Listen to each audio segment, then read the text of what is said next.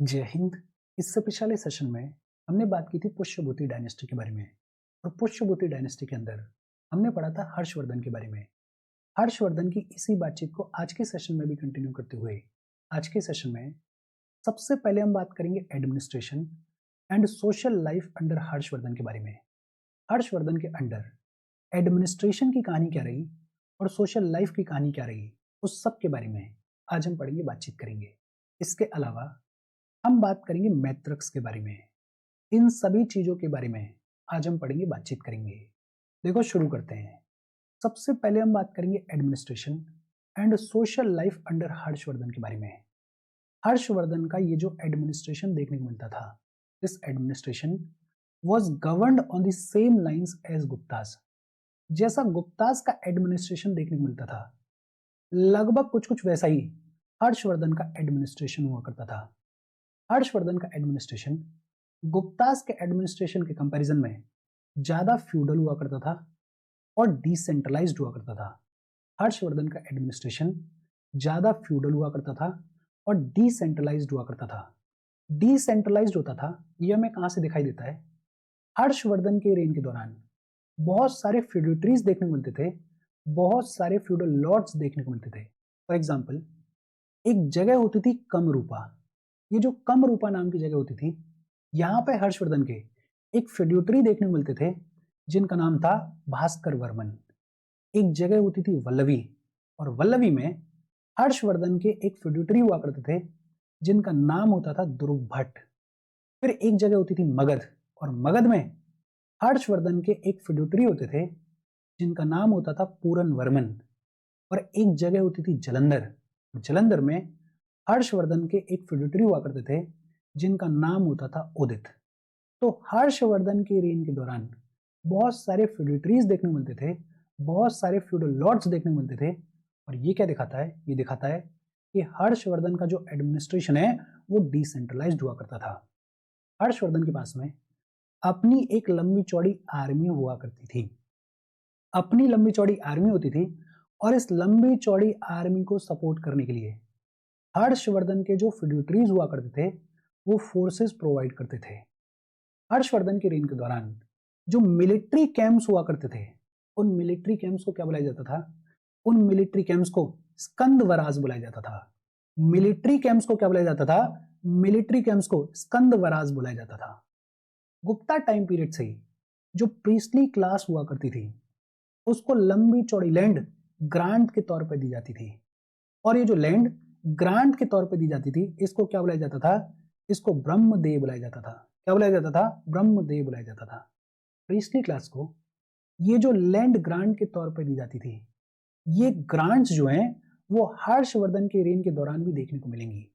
In fact Harshvardhan के rain के दौरान ऑफिसर्स को सैलरी की जगह पे लैंड जो है वो ग्रांट के तौर पे दी जाने लगी। ऑफिसर्स को सैलरी की जगह पे लैंड ग्रांट के तौर पे दी जाने लगी during the period of Harshvardhan.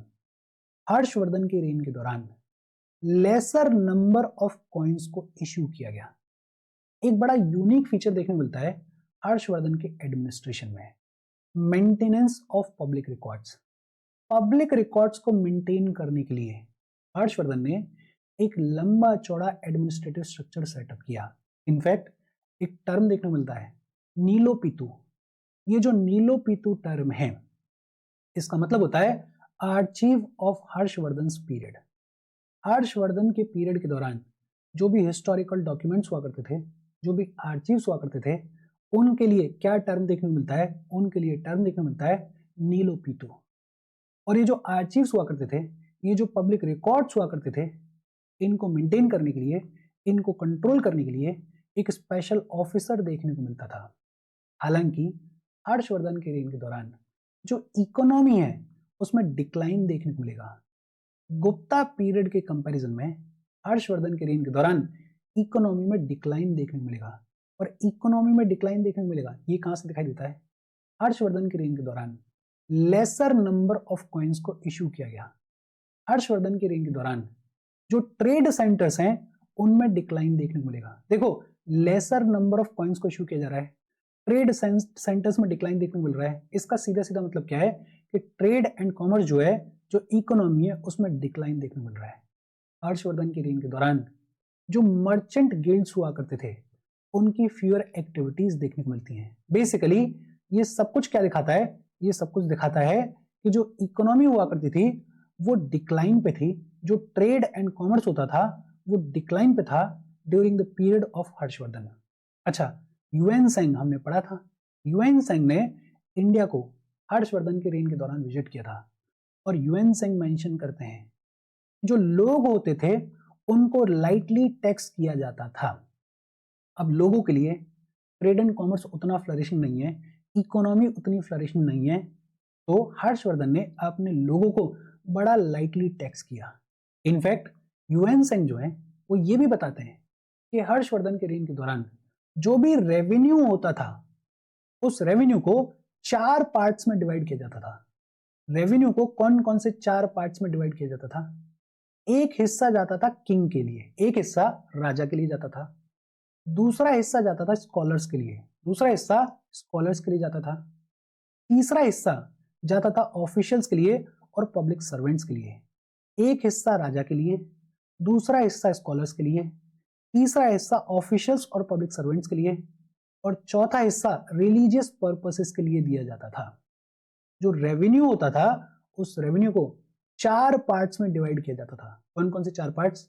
एक हिस्सा जाता था राजा के लिए, दूसरा हिस्सा जाता था स्कॉलर्स के लिए, तीसरा हिस्सा जाता था ऑफिशियल्स और पब्लिक सर्वेंट्स के लिए और चौथा हिस्सा जाता था रिलीजियस पर्पसेस के लिए। इजी और सिंपल सी बात है। देखो, एक तो आपको ये याद रखना है कि हर्षवर्धन का जो एडमिनिस्ट्रेशन हुआ करता था it was governed on the same lines as Guptas. Harshavardhan का जो एडमिनिस्ट्रेशन होता था वो ज्यादा फ्यूडल होता था और डिसेंट्रलाइज्ड होता था। जो मिलिट्री कैंप्स हुआ करते थे उनको क्या बुलाया जाता था? उनको स्कंदवराज बुलाया जाता था। ऑफिसर्स को सैलरी की जगह पे लैंड ग्रांट के तौर पे हर्षवर्धन की रेंज से ही दी जाने लगी। पब्लिक रिकॉर्ड्स को मेंटेन करने के लिए हर्षवर्धन ने बड़ा ही यूनिक एडमिनिस्ट्रेटिव स्ट्रक्चर खड़ा किया। एक टर्म देखने को मिलता है Nilopitu. Nilopitu means archive of Harshavardhan period. Economy जो है उसमें डिक्लाइन देखने को मिलेगा और यूएन सेंग बताते हैं कि रेवेन्यू को 4 पार्ट्स में डिवाइड करके देखा जाता था। एक हिस्सा जाता था राजा के लिए, दूसरा हिस्सा जाता था स्कॉलर्स के लिए, तीसरा हिस्सा जाता था ऑफिशियल्स और पब्लिक सर्वेंट्स के लिए और चौथा हिस्सा जाता था रिलीजियस पर्पसेस के लिए। इजी और सिंपल सी बात है। होपफुली यहाँ तक चीजें आपको समझ में आई होंगी। हम आगे बढ़ें उससे पहले वीडियो पर लाइक के बटन को दबा दो। लाइक दबाना जरूरी है बिकॉज यूट्यूब ऐसे ही फंक्शन करता है। जब आप वीडियो पर लाइक के बटन को दबाते हो तो यूट्यूब वीडियो को कंसिडर करता है और थोड़ा सा पुश कर देता है। तो लाइक का बटन दबा दो, शेयर कर दो अपने सोशल मीडिया हैंडल्स पर, व्हाट्सएप वगैरह पे अपने फ्रेंड्स को। जो भी लोग इसमें इंटरेस्टेड है, इससे रिलेटेड पढ़ाई कर रहे हैं, उनको शेयर कर दो। अगर चैनल को सब्सक्राइब नहीं किया है तो फॉर श्योर चैनल को सब्सक्राइब कर लो। अगर आप केपेबल हो, हेल्प करना चाहते हो तो आप हमें हेल्प कर सकते हो by clicking on the join button या फिर आप कंट्रीब्यूट भी कर सकते हो क्यूआर कोड को स्कैन करके। अच्छा, हर्षवर्धन के रेन के दौरान जो लॉ एंड ऑर्डर हुआ करता था उसमें कुछ वीकनेसेस देखने को मिलती थी और ये जो वीकनेसेस देखने को मिलती थी लॉ एंड ऑर्डर में, ये भी जानकारी हमें कहाँ से मिलती है? ये भी जानकारी हमें यूएन सेंग के रिकॉर्ड से मिलती है। इनफैक्ट ऐसा बताया जाता है कि यूएन सेंग जो है उनको लूटा गया था, इंसिडेंसेस ऑफ रॉबरी देखने को मिलते थे। इनफैक्ट रॉबरी जो है वो ट्रीजन के बाद सेकंड ओनली क्राइम हुआ करता था। मतलब ट्रीजन से जस्ट नीचे रॉबरी को रखा गया, विच मीन्स आप समझ सकते हो कि रॉबरीज जो है वो कितनी हाई लेवल पे देखने को मिलती थी हर्षवर्धन के रेन के दौरान। जो ट्राइबल्स हुआ करते थे वो ट्राइबल्स बार्बरस हुआ करते थे और सुपरस्टिशियस हुआ करते थे, विच मीन्स कि हर्षवर्धन के रेन के दौरान सुपरस्टिशन भी देखने को मिलता था। जो ब्राह्मण्स हुआ करते थे और क्षत्रिय हुआ करते थे वो सिंपल लाइफ जीते थे। ब्राह्मण्स और क्षत्रिय सिंपल लाइफ जीते थे, लेकिन जो नोबल्स होते थे, जो राजाशाही होती थी और जो प्रीस्ट होते थे वो लग्जूरियस लाइफ को जिया करते थे। ब्राह्मण्स और क्षत्रिय सिंपल लाइफ जीते थे और नोबल्स और प्रीस्ट जो है वो लग्जूरियस लाइफ को जीते थे। हर्षवर्धन के रेन के दौरान जो शूद्र हुआ करते थे उनका स्टेटस फर्दर इंप्रूव होगा और ये जो शूद्र हैं वो एग्रीकल्चरिस्ट बन जाएंगे और ये जो शूद्र हैं ये इंडिपेंडेंटली एग्रीकल्चर करेंगे। हर्षवर्धन के रेन से पहले तक ये जो शूद्र हुआ करते थे ये किसी और के फील्ड में जाके एग्रीकल्चर किया करते थे, लेकिन हर्षवर्धन के रेन के दौरान ये जो शूद्र हुआ करते थे ये इंडिपेंडेंटली एग्रीकल्चर कर सकते थे, विच मीन्स कि ये जो शूद्र हुआ करते थे इनका स्टेटस और फर्दर इंप्रूव होगा। लेकिन जो अनटचेबल्स हुआ करते थे उनकी कंडीशन पैथेटिक हुआ करती थी, उनकी कंडीशन बेहद खराब हुआ करती थी। जो विमेन होती थी उनकी भी कंडीशन बहुत खराब होती थी। हर्षवर्धन के रेन के दौरान सती देखने को मिलती थी, डाउरी सिस्टम देखने को मिलता था और विडो रीमैरिज जो है वो अलाउड नहीं हुआ करती थी। स्पेशली जो हाई वर्ण के लोग हुआ करते थे, जो हाई वर्ण की विमेन हुआ करती थी, उनके लिए विडो रीमैरिज अलाउड नहीं हुआ करती थी। शूद्रों का जो स्टेटस है वो इंप्रूव होगा, लेकिन अनटचेबल्स की जो कंडीशंस है वो बेहद खराब होंगी, विमेन्स की जो कंडीशंस है वो बेहद खराब होंगी, सती देखने को मिलेगी, डाउरी सिस्टम देखने को मिलेगा और विडो रीमैरिज जो है वो अलाउड नहीं थी। यूएन सेंग ये भी बताते हैं कि जो डेड बॉडीज हुआ करती थी उनको डिस्पोज करने के 3 तरीके देखने को मिलते थे। कौन कौन से 3 तरीके? एक तो क्रीमेशन देखने को मिलता था, क्रीमेशन अपने को समझ में आता है। दूसरा वाटर बरियल देखने को मिलता था, पानी के अंदर डेड बॉडी को डुबा दिया जाता था, वाटर बरियल देखने को मिलता था। और तीसरा एक्सपोजर इन वुड्स, जंगलों में वुड्स में जो डेड बॉडी है उसको छोड़ दिया जाता था। तो 3 तरीके के डिस्पोजल्स देखने को मिलते थे of the dead bodies during the rain of Harshvardhan. एक कौन सा? क्रीमेशन, दूसरा कौन सा? वाटर बरियल और तीसरा कौन सा? Exposure in woods. जो फॉरेस्ट गार्ड्स हुआ करते थे उनको वनपालाज बुलाया जाता था। फॉरेस्ट गार्ड्स को क्या बुलाया जाता था? वनपालाज बुलाया जाता था। और जो सभी विलेजेस के चीफ हुआ करते थे उनको सर्वपलीपति बुलाया जाता था। सभी विलेजेस के चीफ को क्या बुलाया जाता था? सर्वपलीपति बुलाया जाता था। और फॉरेस्ट गार्ड को क्या बुलाया जाता था? वनपालाज बुलाया जाता था। यूएन सेंग ये भी बताते हैं कि ये जो हर्षवर्धन का रेन है, इनके रेन के दौरान जो बुद्धिज्म है उसमें डिसइंटीग्रेशन देखने को मिलेगा और 18 सेक्ट्स जो हैं वो डेवलप होंगे। लेकिन हर्षवर्धन के रेन के दौरान नालंदा जो है it emerged as a centre of Buddhist studies. Nalanda जो है वो बड़ा ही प्रोमिनेंट सेंटर बन के उभरेगा of Buddhist studies during the rain of Harshvardhan. अच्छा, यूएन सेंग तो आई, इनके अलावा एक और चाइनीज ट्रेवलर इंडिया में आएंगे 670 सी में और उनका नाम था यी जिंग। और ये जो यी जिंग है ये लगभग 10 साल तक नालंदा मोनेस्ट्री में रहेंगे। हर्षवर्धन ने एक लक्ष्मण टेम्पल बनवाया था, ब्रिक्स से बना हुआ था ये टेम्पल। ब्रिक्स का लक्ष्मण टेम्पल हर्षवर्धन ने कहां पे बनवाया था? सिरपुर में बनवाया था, सिरपुर छत्तीसगढ़ में बनवाया था। इजी और सिंपल सी बात है। देखो, मोटे मोटे तौर पे याद रखो, एक तो हर्षवर्धन का जो एडमिनिस्ट्रेशन है वो फ्यूडल हुआ करता था और डिसेंट्रलाइज्ड हुआ करता था। जो मिलिट्री कैंप्स हुआ करते थे उनको स्कंदवराज बुलाया जाता था। हर्षवर्धन के रेन के दौरान जो ऑफिसर्स हैं उनको सैलरी के जगह पे लैंड जो है वो ग्रांट के तौर पर दी जाती थी। पब्लिक रिकॉर्ड्स को मेंटेन करने के लिए हर्षवर्धन ने एक लंबा चौड़ा एडमिनिस्ट्रेटिव स्ट्रक्चर सेटअप किया। इकोनॉमी जो है उसमें इन जनरल डिक्लाइन देखने को मिलेगा। रेवेन्यू जो है उसको 4 पार्ट्स में डिवाइड किया जाता था। एक हिस्सा जाता था राजा के लिए, दूसरा हिस्सा जाता था स्कॉलर्स के लिए, तीसरा हिस्सा जाता था ऑफिशियल्स और पब्लिक सर्वेंट्स के लिए और चौथा हिस्सा जाता था रिलीजियस पर्पसेस के लिए। लॉ एंड ऑर्डर की जो सिचुएशन है वो वीक हुआ करती थी। जो ब्राह्मण्स हैं, जो क्षत्रिय हैं, वो सिंपल लाइफ जीते थे, लेकिन जो नोबल्स हैं, जो प्रीस्टली क्लास है, वो लग्जूरियस लाइफ जिया करती थी। शूद्रों का जो स्टेटस है वो इंप्रूव होगा। अनटचेबल्स की जो कंडीशन है वो पैथेटिक होगी, वो बेहद खराब होगी। विमेन्स की जो कंडीशन है वो भी खराब होगी। सती देखने को मिलेगी, डाउरी सिस्टम देखने को मिलेगा और विडो रीमैरिज जो है उसको अलाउ नहीं किया जाता था। जो फॉरेस्ट गार्ड होते थे उनको वनपालाज बुलाया जाता था और जो सभी विलेजेस का चीफ होता था उसको सर्वपलीपति बुलाया जाता था। यूएन सेंग बताते हैं कि इसी पीरियड के दौरान बुद्धिज्म में डिसइंटीग्रेशन देखने को मिलेगा और 18 सेक्ट्स जो हैं वो डेवलप होंगे। नालंदा जो है वो सेंटर ऑफ बुद्धिस्ट स्टडीज के तौर पे बेहद इंपॉर्टेंट सेंटर बन के इमर्ज हुआ। अच्छा, यूएन सेंग के अलावा एक और चाइनीज ट्रेवलर 670 सी में आएंगे जिनका नाम था ये जिंग। बाकी हर्षवर्धन ने एक ब्रिक टेम्पल बनवाया लक्ष्मण जी का, कहां पे? सिरपुर में। इजी और सिंपल सी बात है। देखो, ये जितनी भी बातचीत कल और आज हमने की है उसको अगर सम अप करें तो कहानी सिर्फ इतनी सी है। ये जो हर्षवर्धन है, या फिर ये कहें कि ये जो पुष्यभूति डायनेस्टी है, इसके मेजर सोर्सेस क्या हैं? एक तो हर्षचरित, जिसको किसने लिखा है? जिसको बाना भट्ट ने लिखा है। फिर इसके अलावा यूएन सेंग की जो राइटिंग्स हैं उनसे हमें पता चलता है इस पुष्यभूति डायनेस्टी के बारे में, हर्षवर्धन के बारे में। और खुद हर्षवर्धन ने रत्नावली को लिखा, नागनंदा को लिखा और प्रियदर्शिका को लिखा। बाकी हर्षवर्धन के रेन के दौरान जो रेवेन्यू हुआ करता था उसको 4 पार्ट्स में डिवाइड किया जाता था। एक राजा के लिए, एक स्कॉलर्स के लिए, एक एडमिनिस्ट्रेशन के लिए, बेसिकली जो पब्लिक सर्वेंट्स हैं, जो ऑफिशियल्स हैं उनके लिए, और एक रिलीजियस पर्पसेस के लिए।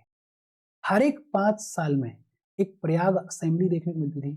ये जो प्रयाग असेंबली हुआ करती थी, इसमें चैरिटी वर्क्स किए जाते थे। ये जो हर्षवर्धन है, ये इनिशियली शैवियाइट हुआ करते थे। कुछ लोग ये कहते हैं, कुछ टेक्स्ट ये कहते हैं कि बुद्धिज्म में कन्वर्ट हो गए थे कन्नौज असेंबली के दौरान। ये जो हर्षवर्धन है, इनके मैरिज अलायंसेस हुआ करते थे मैत्रक डायनेस्टी ऑफ गुजरात के साथ में। ये जो मैत्रक डायनेस्टी है, इसके बारे में अभी हम पढ़ेंगे, बातचीत करेंगे।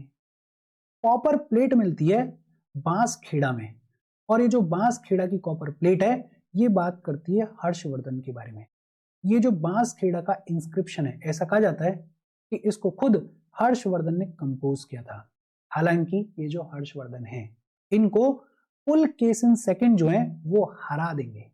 पुलकेशिन सेकंड अपने आप में बेहद इंपॉर्टेंट चालुक्य किंग हुए, इनके बारे में आगे चलते हम पढ़ेंगे, बातचीत करेंगे। लेकिन हाँ, ये जो पुलकेशिन सेकंड है, ये पुलकेशिन सेकंड हर्षवर्धन को हरा देंगे, और इसके बाद से ये जो पुष्यभूति डायनेस्टी है, इसमें डिक्लाइन देखने को मिलेगा, और अल्टीमेटली ये जो पुष्यभूति डायनेस्टी है ये खत्म हो जाएगी। ये जो मैप आपको दिखाई दे रहा है, इसमें ये जो पूरा रीजन है, ये जो पूरा रीजन है, ये पूरा एम्पायर हुआ करता था हर्षवर्धन का। लंबा चौड़ा एम्पायर हुआ करता था हर्षवर्धन का। इजी और सिंपल सी बात है। देखो, शॉर्ट नोट्स अपने हिसाब से बनाना, मैं सिर्फ इमेज इसलिए डाल देता हूं ताकि आपको थोड़ा सा आइडिया लग जाए। अब इसमें बहुत सारा रोल ये भी है कि मुझे कौन सी चीजें याद रहती हैं, कौन सी चीजें याद नहीं रहती हैं, कौन सी चीजें मुझे इंपॉर्टेंट लगती हैं।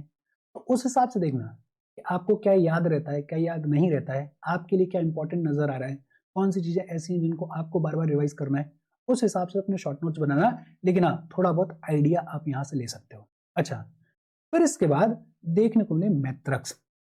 ये जो मैत्रक्स हैं, ये बेसिकली ट्रिब्यूटरी चीफ्स हुआ करते थे गुप्तास के। ट्रिब्यूटरी चीफ्स का मतलब क्या होता है? ऐसे रूलर्स, ऐसे सबऑर्डिनेट रूलर्स जो कि ट्रिब्यूट देते हैं किसी बड़े राजा को, और उसके बदले में जो बड़ा राजा होता है वो उनको परमिशन देता है कि आप अपने रीजन को गवर्न करो। तो ये जो मैत्रक्स हुआ करते थे, ये ट्रिब्यूटरी चीफ्स हुआ करते थे गुप्तास के। इन्होंने अपना इंडिपेंडेंट किंगडम स्टैब्लिश किया वेस्टर्न इंडिया में। ये रूल करते थे सौराष्ट्र वाले रीजन में। गुजरात में जो सौराष्ट्र वाला रीजन है, वहां पे ये जो मैत्रक्स हैं, इन मैत्रक्स ने अपना इंडिपेंडेंट किंगडम स्टैब्लिश किया। ये जो मैत्रक्स हैं, इनके सबसे इंपॉर्टेंट राजा हुए ध्रुवसेन सेकंड। ये जो ध्रुवसेन सेकंड है, ये हर्षवर्धन के कंटेम्पररी हुआ करते थे, और हर्षवर्धन ने अपनी बेटी की शादी की थी ध्रुवसेन सेकंड से। अभी हम बात कर रहे थे ना कि हर्षवर्धन के मैरिज अलायंसेस हुआ करते थे मैत्रक डायनेस्टी ऑफ गुजरात के साथ में। वो मैरिज अलायंसेस कहां से हो रहे हैं? हर्षवर्धन ने अपनी बेटी की शादी की थी ध्रुवसेन सेकंड से। अच्छा, ये जो मैत्रक्स हैं, इन्होंने वल्लवी को अपनी कैपिटल बनाया।